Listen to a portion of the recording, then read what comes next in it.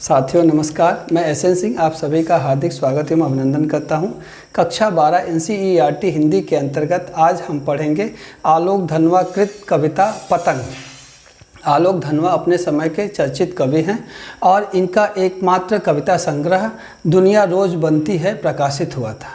उसी में ये कविता ली गई है पतंग। इसके 3 खंड है, यहाँ पे इसका तीसरा खंड लिया गया है। जब हम पतंग की बात करते हैं तो एक शेर याद आता है मुझे कि यूँ उंगलियां न सब पर उठाया करो, खर्च करने से पहले कुछ कमाया करो, ज़िंदगी क्या है तुम ये खुद ही समझ जाओगे, कभी बरसात में पतंगे उड़ाया करो। यानी ज़िंदगी की कश्मकश को समझने के लिए बरसात में पतंगे उड़ाना ज़रूरी है। बहरहाल हम कविता की बात करें तो कविता में हर बालमन का एक सपना होता है पतंग, और पतंगे बच्चों को आकर्षित करती हैं। पतंग बच्चों के सपनों से इस कदर जुड़ी होती है कि आसमान में पतंगों के साथ बच्चों के मन भी उड़ते हैं। बच्चे पतंग की ऊंचाइयों तक ही नहीं जाना चाहते बल्कि उसके पार भी जाना चाहते हैं। पतंग जब उड़ती है तो बच्चों को बहुत कुछ वो सिखा जाती है। पतंग उड़ाते समय बच्चे गिरते हैं, गिर के उठते हैं, फिर संभलते हैं और फिर एक नई जिजीविषा, नई इच्छा के साथ अपनी पतंग और अपना धागा लेकर के फिर से आके मैदान में डट जाते हैं। तो पतंग के माध्यम से वो अपने जीवन में संघर्ष करना सीखते हैं। तो आइए हम देखते हैं ये कविता पतंग, और इसके देखने के पहले एक और बात हम कर लें आपसे कि कई बार हम कविता पढ़ते हैं और कविता पढ़ के हमें जो है कविता का कुछ भाग समझ में आता है। तो कहने का मतलब हमारे ये है कि कविता धीरे धीरे पढ़ने की चीज़ है, और कविता को पढ़ते समय अगर एक बार में कविता का एक भाव या एक पंक्ति भी आपकी समझ में आ गई तो कविता अपने आप में सार्थक होती है। क्योंकि हम अगर कविता, कई बार ऐसा होता है कि वर्षों पहले पढ़ी कविता को हम अगर पढ़ते हैं तो हमें कविता वो समझ में आती है जो कि अर्थ पहले नहीं समझ में आया हुआ होता है। तो हमें लगता है कि कविता कुछ ऐसी ही है और उसे बार बार पढ़ा जाना चाहिए। तो आइए कविता शुरू करते हैं कि सबसे तेज बौछारें गई भादों गया, सवेरा हुआ खरगोश की आंखों जैसा लाल सवेरा, शरद आया पुलों को पार करते हुए, अपनी नई चमकीली साइकिल तेज चलाते हुए, घंटी बजाते हुए जोर जोर से, चमकीले इशारों से बुलाते हुए, पतंग उड़ाने वाले बच्चों के झुंड को चमकीले इशारों से बुलाते हुए और आकाश को इतना मुलायम बनाते हुए कि पतंग ऊपर उठ सके, दुनिया की सबसे हल्की और रंगीन चीज़ उड़ सके, दुनिया का सबसे पतला कागज उड़ सके, बांस की सबसे पतली कमानी उड़ सके, कि शुरू हो सके सीटियों, किलकारियों और तितलियों की इतनी नाजुक दुनिया। जन्म से ही वे अपने साथ लाते हैं कपास, पृथ्वी घूमती हुई आती है उनके बेचैन पैरों के पास। जब वे दौड़ते हैं वे शुद्ध छतों को भी नरम बनाते हुए, दिशाओं को भी मृदंग की तरह बजाते हुए, जब वे पेंग भरते हुए चले आते हैं डाल की तरह लचीले वेग से, अक्सर छतों के खतरनाक किनारों तक उस समय गिरने से बचाता है उन्हें सिर्फ उनके ही रोमांचित शरीर का संगीत। पतंगों की धड़कती ऊंचाइयां उन्हें थाम लेती हैं महज एक धागे के सहारे, पतंगों के साथ साथ वे भी उड़ रहे हैं अपने रंध्रों के सहारे। अगर वे कभी गिरते हैं छतों के खतरनाक किनारों से और बच जाते हैं तब तो और भी निडर होकर सुनहले सूरज के सामने आते हैं। पृथ्वी और भी तेज घूमती हुई आती है उनके बेचैन पैरों के पास।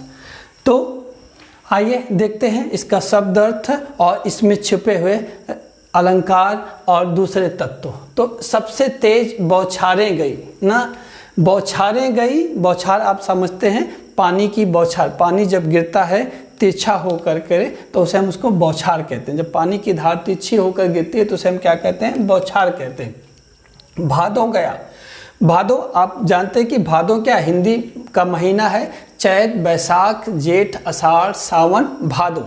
तो ये भादों वर्षा का महीना है, काली अंधियारी स्याह रातों का महीना है।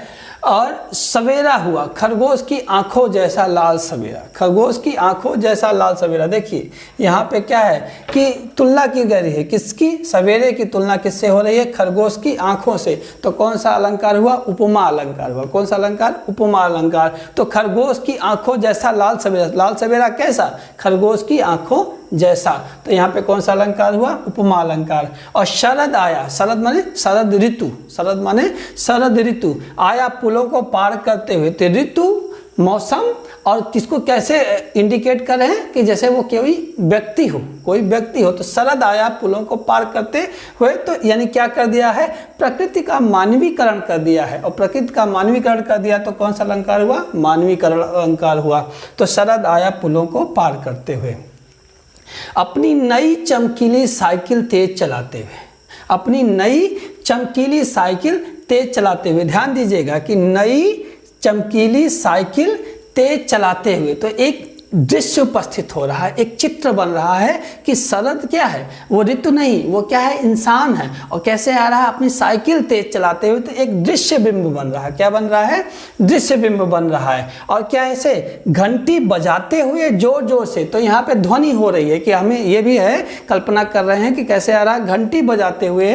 तो ये क्या है? ध्वनि बिंब है। क्या है? ध्वनि बिंब है, घंटी बजाते हुए। जोर जोर से का मतलब है पुनरुक्ति प्रकाश अलंकार। एक शब्द दो बार आए लेकिन उसके अर्थ में परिवर्तन ना हो तो पुनरुक्ति प्रकाश अलंकार। चमकीले इशारों से बुलाते हुए, चमकीले इशारों से, चमकीले में जहाँ पे ज़्यादा चमक हो, रोशनी हो। पतंग उड़ाने वाले बच्चों के झुंड, झुंड माने क्या होता है? समूह। झुंड माने क्या होता है? समूह। तो बच्चों के झुंड को चमकीले इशारों से बुलाते हुए और आकाश को इतना मुलायम बनाते। ध्यान दीजिए कि आकाश को क्या बना दिया? मुलायम बना दिया। तो यहाँ पे आकाश की कैसे है? मुलायम बना रहा है। तो स्पर्श बिंब है। क्या है? स्पर्श बिंब। हमने बताया कि दृश्य बिंब और उसके बाद श्रव्य बिंब और ये स्पर्श बिंब है। ठीक है। और उसके बाद श्रव्य या ध्वनि बिंब एक ही चीज होती है। आकाश को इतना मुलायम बनाते हुए कि पतंग ऊपर उठ सके। ऊपर दो बार ऊ आया तो क्या हो गया? अनुप्रास अलंकार हो गया। दो बार ऊ आया तो क्या हुआ? अनुप्रास अलंकार हुआ। ऊपर उठ सके, दुनिया की सबसे हल्की और रंगीन चीज उड़ सके, सबसे हल्की और सबसे रंगीन चीज उड़ सके, दुनिया का सबसे पतला कागज उड़ सके, बांस की सबसे पतली कमानी। कमानी क्या होता है? एक धनुष के आकार की होती है। आप देखिए कि जब किसी गाड़ी उड़ी में देखते हैं तो यहाँ पे जो टायर के पास लगी होती है कमानी, ऐसे धनुष के आकार की होगी। तो क्या है? पतली सबसे कमानी। आप पतंग जरूर देखे होंगे तो आप देखते हैं कि वो धनुष के आकार की डंडी होती है, बांस की पतली। कमानी उड़ सके, शुरू हो सके सीटियों, किलकारियों। किलकारी समझते हैं बच्चे बहुत खुशी से, जो आवाज़ निकालते हैं मुँह से उसको क्या बोलते हैं? किलकारी बोलते हैं। तितलियों की इतनी नाजुक, नाजुक माने जो है मुलायम, नाजुक माने मुलायम, नरम, नरम या मुलायम। जन्म से ही वे अपने साथ लाते हैं कपास। कपास का मतलब क्या है? रुई। कपास क्या है? कपास आप जानते हैं, कपास से रुई, रुई से धागा, धागा से कपड़ा और सूती वस्त्र भारत जिसके लिए फेमस है। ठीक है। तो कपास क्या है? रुई। हाँ, पृथ्वी घूमती हुई आती है उनके बेचैन पैरों के पास, जब वे दौड़ते हैं बेसुध छतों को भी नरम बनाती। यहाँ भी छत को भी नरम बनाया, यहाँ आकाश को इतना मुलायम बनाया और छत को नरम बनाया। तो क्या हुआ? ये स्पर्श बिंब। क्या है? स्पर्श बिंब है। दिशाओं को मृदंग की तरह बजाते हुए। किसकी तरह बजा रहे हैं? मृदंग की तरह। जब वे पेंग भरते हुए चले जाते हैं। पेंग भरना क्या है? मुहावरा है। पेंग भरना जैसे अगर आप झूला झूल रहे हों, झूले हों कभी, तो आप जानते हैं कि जब आपके साइड आता है तख्ता, आप झूल रहे हैं तो आप उस पर क्या होता है? उसको एक पैरों से अपने धक्का मारते हैं, तो वही है पेंग मारना। ठीक है। ये आप पतंग उड़ा रहे हैं तो आप जानते हैं कि पतंग को अपनी ओर आप धागे से खींचते हैं झटका दे करके, जिससे वो फिर तनाव में ऊपर जा सके, तो उसे ही कहते हैं पेंग। पेंग जो है भरते हुए। तो दिशाओं को मृदंग की तरह, यहाँ दिशाओं को कैसे कैसे बजा रहा है? मृदंग की तरह। तो यहाँ पे कौन सा अलंकार हुआ? उपमा अलंकार हुआ। जब वे पेंग भरते हुए चले आते हैं, डाल की तरह लचीले वेग से, अक्सर ना, डाल की तरह लचीले, यानी तुलना किससे हो रही है? डाल से। यहाँ भी उपमा अलंकार है। आगे, छतों के खतरनाक किनारों तक उस समय गिरने से बचाता है उन्हें सिर्फ उनके ही रोमांचित शरीर का संगीत। शरीर का जो रोमांच होता है, शरीर की जो प्रफुल्लता होती है, ठीक है, उसकी बात करें, रोमांचक। पतंगों की धड़कती ऊंचाइयाँ, पतंगों की धड़कती ऊंचाइयां उन्हें थाम लेती है। तो ऊ यहाँ पे है तो क्या हुआ, अनुप्रास अलंकार हुआ। उन्हें थाम लेती हैं महज एक धागे के सहारे, पतंगों के साथ साथ। यहाँ पे भी एक शब्द 2 बार आया है और क्या है, अर्थ में परिवर्तन नहीं हुआ, तो पुनरुक्ति प्रकाश अलंकार। वे भी उड़ रहे हैं अपने रंध्रों के सहारे। रंध्र माने रोए, रोम छिद्र को बोलते हैं रंध्र। अगर वे कभी गिरते हैं कहाँ, छतों के खतरनाक किनारों से और बच जाते हैं, तब तो ता 2 बार आया तो अनुप्रास अलंकार। और भी निडर होकर सुनहले सूरज के सामने आते हैं। सुनहला सूरज यानी जिसकी चमक हो, आभा हो ना, सुनहला सूरज, उगता सूरज बोल सकते हैं आप। पृथ्वी और भी तेज घूमती हुई आती है उनके बेचैन पैरों के पास। बेचैन पैरों के पास वो पैर जिनमें चैन ना हो, मतलब एक जहाँ पे जो स्थिर ना हो सके। तो आइए इसका व्याख्या समझते हैं। तो सबसे तेज बौछारे गई भादो गया। सबसे तेज बौछारे गई मतलब सबसे तेज बौछारे गई, तो किस महीने में सबसे ज़्यादा जो है तेज वर्षा होती है, क्या है, उसे बोलते हैं सावन ना। सावन के बाद ही भादो आया, तो सबसे तेज बौछार वाली का महीना कौन था, सावन। सावन बीत गया और क्या गया, भादो गया। एक तरह की कविता पूरा बिंब बनाती है। पूरे में कविता क्या करती है, एक प्रकृति को एक मानव रूप में प्रदर्शित करती है। तो पूरी कविता में क्या है, मानवीकरण अलंकार है। तो सबसे तेज बौछारे गई यानी सबसे ज़्यादा वर्षा वाला महीना सावन चला गया। उसके बाद फुहारों वाला भादो भी चला गया। ठीक है, फुहारों वाला भादो चला गया है, सवेरा हुआ। तो भादो की जो रातें होती हैं वो बहुत भयानक होती हैं, दादुर बोलते हैं ना। तरह के जो है बरसात के समय में आप रात के समय देखिए तो सन्नाटे को चीरती हुई तमाम जीव जंतुओं की आवाज़ आती है, तो उसे हम कहते हैं कि बहुत अंधेरी काली रात है। तो क्या हुआ है कि सबसे तेज बौछार वाला जो है सावन चला गया, उसके बाद भादो भी गया और सवेरा हुआ है। अब खरगोश की आंखों जैसा लाल सवेरा, देखिए कितनी बढ़िया उपमा दी है कि खरगोश की आंखों जैसा लाल सवेरा। तो काली अंधेरी रात जिसमें दादुर और दूसरे बोलते हैं जीव जंतु, और हमें जो है क्या डर लगता है, वहाँ पे क्या कह रहा है खरगोश। उसके बाद जब सवेरा हुआ तो खरगोश की आंखों जैसा लाल सवेरा। तो आप जानते हैं खरगोश एकदम स्वच्छ धवल होता है, एकदम साफ स्निग्ध ना, मुलायम श्वेत ना। तो सवेरा कैसा हुआ, खरगोश के जैसा, और उसमें आंखों जैसा लाल सवेरा। आंखों की तुलना किससे हो रही, उगते सूरज से हो रही है। और शरद आया पुलों को पार करते, मतलब जब ये बिंब वही है कि जब सावन भादो चला जाता है तो कौन सी ऋतु आती है, शरद ऋतु आती है।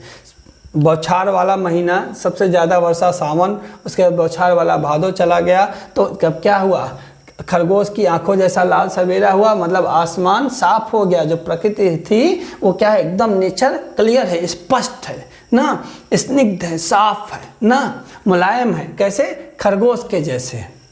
सवेरा कैसा होता है, सवेरा आप जानते हैं सूरज भगवान निकलते हैं, भगवान अंशुमाली, तो कैसे होते हैं, लाल रंग का होता है। तो उसकी तुलना किससे की गई, खरगोश की आंखों से की गई है।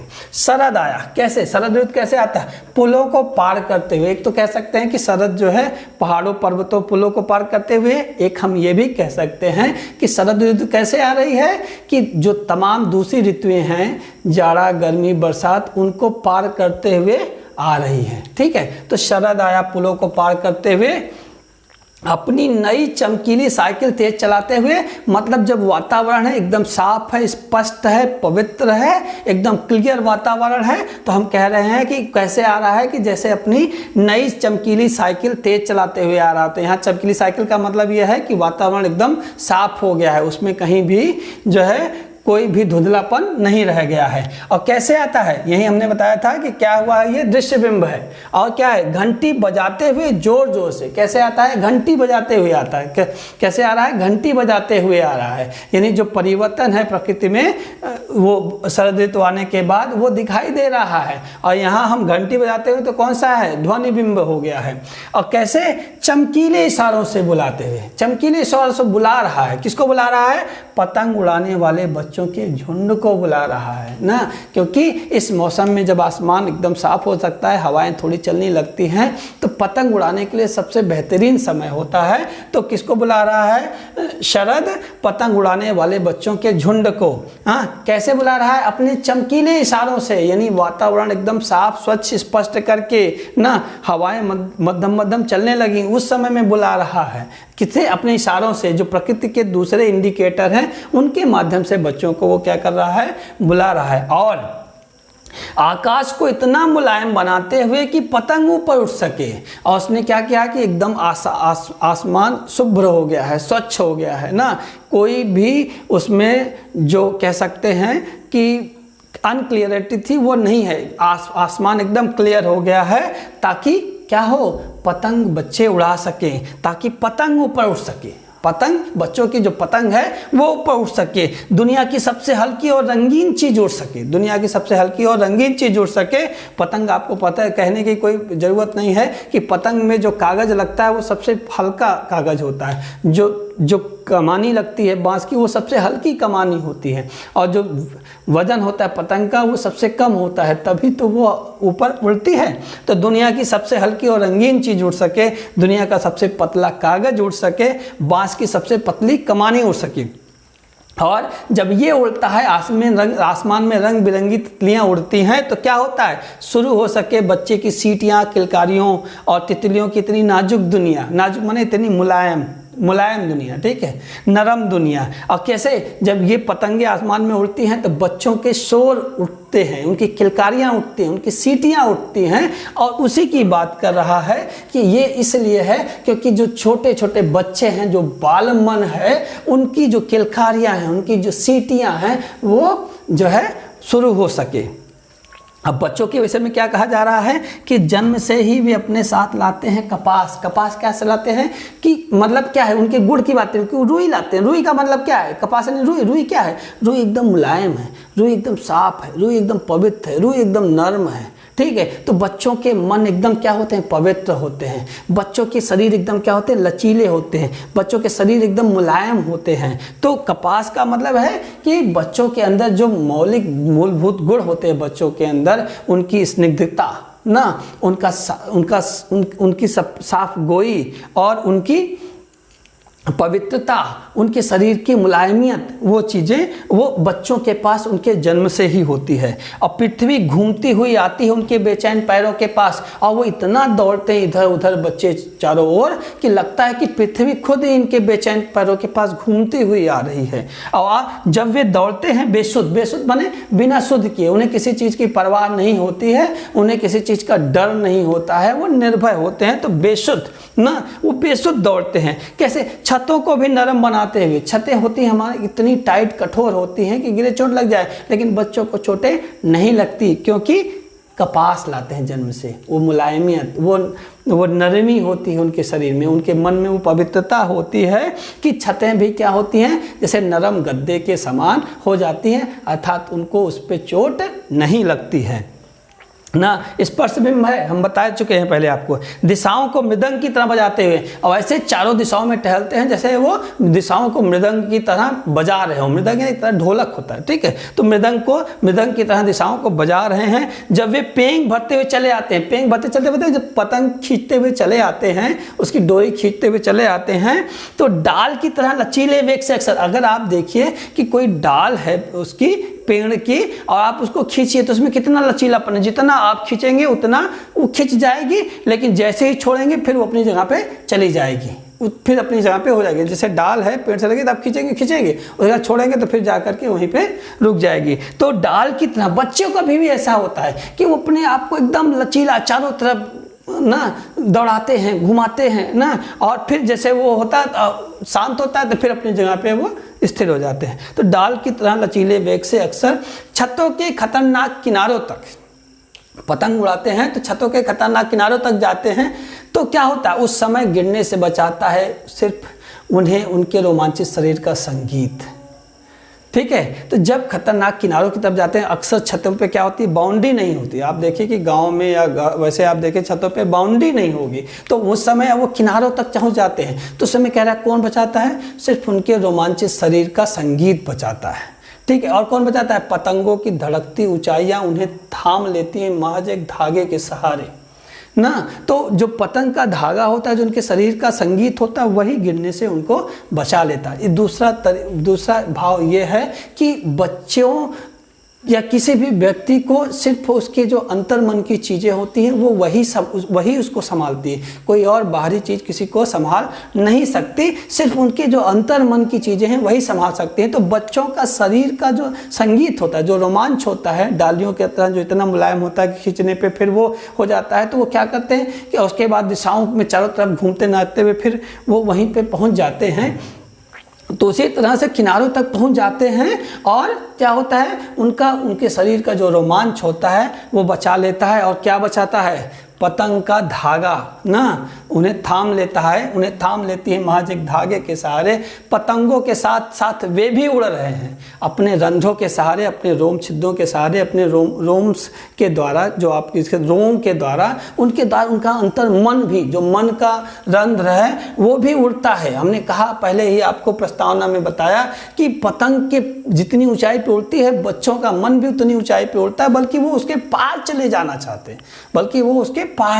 चाहते हैं, अगर वे कभी गिरते हैं छतों के खतरनाक किनारों से और बच जाते हैं ना, अगर कभी ऐसा हुआ कि वो गिरे और वो बच गए, तब तो और भी निडर होकर सुनहले सूरज के सामने आते हैं। तो मतलब बच्चे क्या होते हैं, गिरते हैं, गिर के उठते हैं, फिर संभलते हैं, और उसके बाद फिर क्या आते हैं, नई ऊर्जा नई स्फूर्ति से कहाँ आते हैं, फिर से आते हैं वही अपनी पतंग और डोरी के साथ सुनहले सूरज के सामने। किस लिए, पतंग उड़ाने के लिए। यानी कहने का मतलब यह है कि जीवन में वो इस प्रक्रिया से अपने आप को क्या करते हैं, मैच्योर करते हैं, परिपक्व करते हैं। पृथ्वी और भी तेज घूमती हुई आती है उनके बेचैन पैरों के पास, तब तो लगता है एक बार गिर के बच गए तो लगता है कि पृथ्वी तो एकदम वो और गति से क्या है, और तीव्रता से क्या करते हैं, घूमते हैं इधर उधर। बच्चे जो है पतंग उड़ाते समय जो है इधर उधर चहलकदमी करते हैं। तो मुझे लगता है कि आपको ये समझ में आ गया होगा। तो हमने कुछ अलंकार या जो कुछ भी चीज़ें थी इसमें बिंब, वो हमने इस समय में बता दिया। फिर भी जब भी हम काव्य सौंदर्य लिखते हैं तो कुछ चीज़ें हम लिखते हैं, वो आप देख लीजिए कि कौन कौन सी चीज़ें हैं। जैसे तत्सम तद्भव शब्दों का प्रयोग हुआ, आप देखेंगे तो तत्सम और तद्भव शब्द जो है आपको इस पूरी कविता में मिलेंगे। तत्सम शब्द वे शब्द जो संस्कृत से सीधे हिंदी में आ गए, तद्भव जो परिवर्तित होकर के हिंदी में प्रयोग हो रहे हैं। तो तत्सम और तद्भव शब्दों का प्रयोग हुआ है। पूरी कविता अतुकांत मुक्तक छंद के रूप में हुई है। अतुकांत मुक्तक छंद है, आप जानते हैं। और ये अभिधा शब्द शक्ति है, आप जानते हैं अभिधा लक्षणा व्यंजना 3 प्रकार की शक्तियाँ होती है। तो कैसी शब्द शक्ति है, अभिधा शब्द शक्ति है। और प्रसाद गुण है, तो प्रसाद गुण, ओज गुण और माधुर्य गुण, ये 3 गुण भी होते हैं, तो ये प्रसाद गुण है इसमें, ठीक है। आगे है वर्णनात्मक शैली, पूरा वर्णन किया गया है। तो आपको इस तरह की जब शैली मिल जाए वर्णन की हो तो आप वर्णनात्मक शैली लिखेंगे। और मानवीकरण और उपमा अलंकारों का वर्णन है, तो आप जब भी लिखेंगे तो मानवीकरण, तो जहाँ जहाँ मानवीकरण है वो उदाहरण, वो लाइन भी लिखेंगे। उपमा अलंकार लिखेंगे तो जहाँ जहाँ उपमा अलंकार आया रहेगा, क्योंकि पूरा तो एक साथ देगा नहीं, जितना भी देगा तो जो उपमा अलंकार होगा जितनी जिस लाइन में वो भी आप लिखेंगे। भाषा सरल सहज और बोधगम्य है, तो आप एक बार पढ़ लेंगे तब भी आपके ये समझ में आ गया होगा, ठीक है, कि भाषा सरल है, सहज है, वह बोधगम्य है। तो मुझे लगता है ये आपको समझ में आया होगा। फिर भी आपको जैसा भी हो आप हमें कमेंट कीजिए, और अगर आपको अच्छा लगे हो तो आप लाइक कीजिए, शेयर कीजिए। मिलते हैं अगले वीडियो में, तब तक के लिए नमस्कार।